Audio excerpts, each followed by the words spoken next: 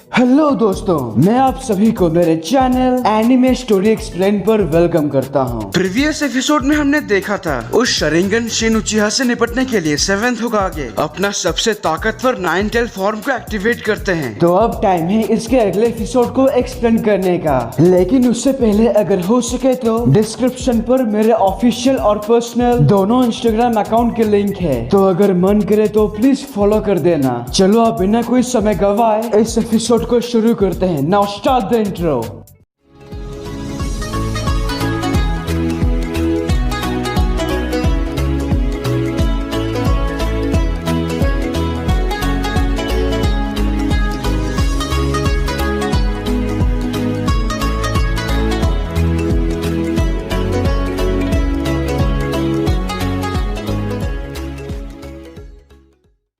Episode के शुरुआत में हम देखते हैं 7th होकागे अपने 9 टेल ऑरा से शिन को पकड़ने की कोशिश करते हैं, लेकिन वो बच के किसी तरह से उनसे दूर हो जाता है। तभी वो अजीब सी आकृति उसके पास आकर 7th होकागे 9 टेल फॉक्स के जिंचूरी की हैं। तुम उसे कभी भी हरा नहीं सकते, वो बहुत ज्यादा ताकतवर है और फिलहाल ये हमारा सबसे बड़ा दुश्मन भी है। जल्द से जल्द यहाँ से निकलो शिन, हम इसे बाद में देख लेंगे। वो आकृति अपने शरिंगन से कामुई का इस्तेमाल करके वो दोनों वहाँ से गायब। आपने देखा लॉर्ड 7th, वो दोनों गायब हो गए। वो ट्रांसपोर्टेशन टेक्निक बिल्कुल ओबीटो उचिहा के जैसे है। मुझे लगता है बस इतना ही था। लॉर्ड 7th, आप तो कमाल के हो, लेकिन वो लड़का मुझे मारने क्यों आया था? नहीं, वो तुम्हें नहीं चोचो, उसका निशाना सारदा थी। पर वो था कौन? उसने कहा कि वो उचिहा है। तुम इन सब की चिंता मत करो, चाहे कुछ भी हो जाए मैं तुम्हें बचाऊंगा। आपका शुक्रिया लॉर्ड 7th। वैसे मैं तुम दोनों को वापस विलेज भेज तो नहीं सकता, अब बस एक ही रास्ता है, तुम दोनों मेरे साथ चलो।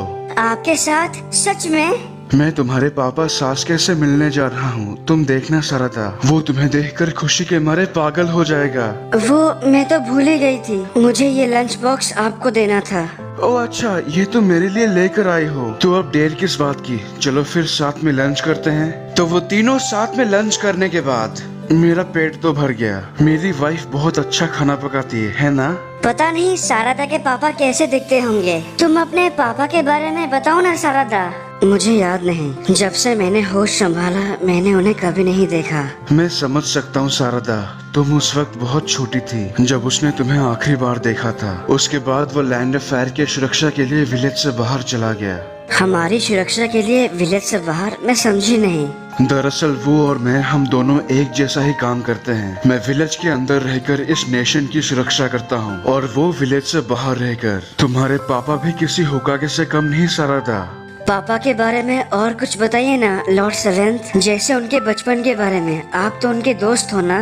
जरा मुझे सोचने दो। तुम्हारे पापा निंजा एकेडमी स्कूल में बहुत मशहूर थे, बिल्कुल मेरी तरह। वो काफी हैंडसम भी था मेरी तरह, और उसके निंजुत्सु भी कमाल के थे मेरी तरह। लेकिन हाँ, वो हमेशा विलेज में ना रहना, कठोर और रूखा सा था, यानी बिल्कुल मेरी तरह नहीं। पर आसान भाषा में कहूँ तो वो मेरा इकलौता राइवल था और अभी है। सारदा, तुम मुझे हमेशा सास्के और साकुरा की याद दिलाती हो। क्या सच में? हाँ, लेकिन वो सास्के चश्मा नहीं पहनता था, पर उसकी आंखें बिल्कुल तुम्हारी तरह है। अब समझी कुछ? वो चाहे तुमसे कितना भी दूर है, पर इस बात को कोई बदल नहीं सकता कि तुम उसकी बेटी हो। पता नहीं ये कैसी अजीब सी फीलिंग है। लॉर्ड 7th के साथ रहना मुझे काफी अच्छा महसूस हो रहा है। और उसके बाद वो तीनों फिर से आगे बढ़ते हैं। तो जब वो टावर उन्हें दूर से दिखता है, वो दिखाई दे रहा है तुम्हारे सामने। सास्के उस टावर के अंदर ही है। रुक जाओ, मैं और भाग नहीं सकती। चलो कोई बात नहीं, यहाँ थोड़ा आराम करते हैं। लेकिन वो टावर हमारे सामने है। लॉर्ड 7th, क्या मैं वहाँ जा सकती हूँ? आप मेरी चिंता मत कीजिए, मैं आपके नजर में ही रहूंगी। Please Lord 7th। ठीक है सारदा, जाओ, लेकिन संभल कर। तो बिना समय बर्बाद न किए सारदा सीधा उसी ओर जाती है और वो अपने पापा से मिलने के लिए बहुत ज्यादा उत्साहित है। तभी हम देखते हैं फाइनली उसका शरिंगन जाग जाती है और वो जब टावर के अंदर आती है तो आखिरकार सास्के उसके सामने आते हैं। पापा। तो आखिरकार तुमने मुझे ढूंढ लिया, हाँ? बहुत खूब। तुम्हारी आंखें शरिंगन है, इसमें कोई शक नहीं, तुम भी उन्हीं में से एक हो। इस बार मैं तुम्हारे ऊपर कोई रहम नहीं दिखाऊंगा और ना ही मैं तुम्हें यहाँ से भागने दूंगा। नहीं पापा। सारदा, सारदा, ये तुम हो? मैं आपको देखने आई थी। तो तुम यहाँ हो सास्के? सारदा, तुम रो रही थी क्या? माफ करना, मैं लेट हो गया। नारुतो, आखिर ये सब चल क्या रहा है? हाँ, तुमने अपने साथ बच्चों को यहाँ क्यों लेकर आए? वो लेकर नहीं आए, मैं खुद अपनी मर्जी से आई हूँ। मुझे किसी तरह से पता लगा लॉर्ड सेवेंथ आपसे मिलने आ रहे हैं, तो मैं इनके पीछे पीछे आ गई। मुझे आपको देखना था, आपसे ढेर सारी बातें करनी थी और आपसे कई सवाल पूछनी थी। सवाल? हाँ, क्या मेरी मम्मी ही मेरी असली माँ है? ये कैसा सवाल है सारदा? इसका जवाब दीजिए पापा। एक तो आप कभी घर नहीं आते, आपको इस बात का कोई फर्क नहीं पड़ता कि आपकी बेटी ने आपका चेहरा तक नहीं देखा। इस फोटो में आपके साथ ये औरत कौन है पापा? आपकी कोई गर्लफ्रेंड या मम्मी की सौतन? उन्होंने भी चश्मा पहन कर रखा है बिल्कुल मेरी तरह। ये है कौन? जरा एक सेकंड, ये फोटो तो उस समय का है ना? यार सास्के, तुम भी कमाल करते हो। तुम्हारी अपनी फैमिली के पास तुम्हारा अभी का कोई फोटो नहीं। मम्मी मुझे कुछ नहीं बताती और आप घर नहीं आते। बताओ मैं किस पर भरोसा करूं? पापा आप ऐसा कौन सा काम करते हो? मैं जो काम करता हूँ उससे तुम्हारा कोई मतलब नहीं सारदा। मैं जानती थी आप मेरे पापा हो ही नहीं सकते। शारदा नाराज होकर टावर से बाहर चली जाती है। आपने बिल्कुल भी अच्छा नहीं किया। आपसे अच्छे तो मेरे पॉप्स हैं। सास्के, तुम्हें हो क्या गया है? मेरे ख्याल से तुम्हें उसे बता देना चाहिए था। मैं एक पिता के रूप में पूरी तरह से नाकाम रहा, लेकिन मुझे खुशी है उसकी माँ साकुरा ने मेरी बेटी को अच्छे से पाला। बाहर मौजूद शारदा भी बहुत दुखी है, तो उसे समझाने के लिए। है शारदा, कम से कम इस बात पर यकीन रखो तुम्हारे पापा बहुत अच्छे निंजा हैं। तभी उस दूसरे डायमेंशन में हम देखते हैं। हमारे मकसद के लिए खेल शुरू करने का वक्त आ गया। तुम सब मेरी बात समझ गए ना मेरे बच्चों? जी पिताजी। यहाँ इस टावर के अंदर सास्के को इस बात का बहुत बुरा लगता है कि उसने अपनी बेटी को अनजाने में ही सही पर मारने की कोशिश की।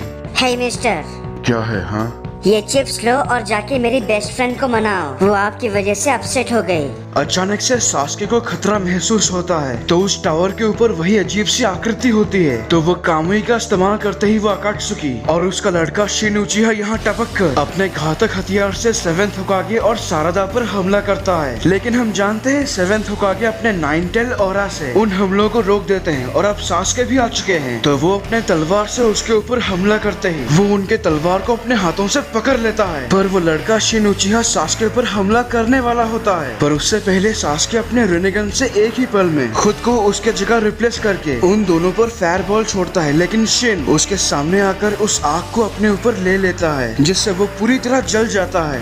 पापा तो लाजवाब है। अभी तुमने कुछ देखा ही नहीं। वाह, शारदा के डैड कितने कूल हैं। काश मेरे डैड भी ऐसे होते तो कितना अच्छा होता। अच्छा तो तुम हो सास्के उचिहा। मुझसे मिलो, मैं वो हूँ जो अकात्सुकी को फिर से बनाएगा। क्या कहा तुमने? अकात्सुकी? तुम हो कौन? मेरा नाम है शिन उचिहा। शिन उचिहा, इस लड़के ने भी अपना यही नाम बताया था। मुझे पूरी बात बताओ, आखिर तुम चाहते क्या हो? तुम्हें आराम करने के लिए किसने कहा? उठो। जी पिताजी। तुम दोनों बाप बेटे हो। तुमने अपने बेटे को अपने बचाव के लिए इस्तेमाल किया। नारुतो, तुम शारदा के साथ रहो।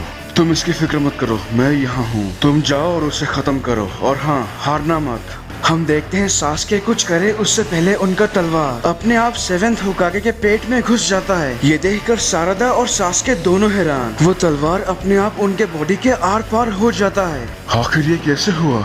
ये मेरी खासियत है जो तुम सबके लिए अच्छा नहीं।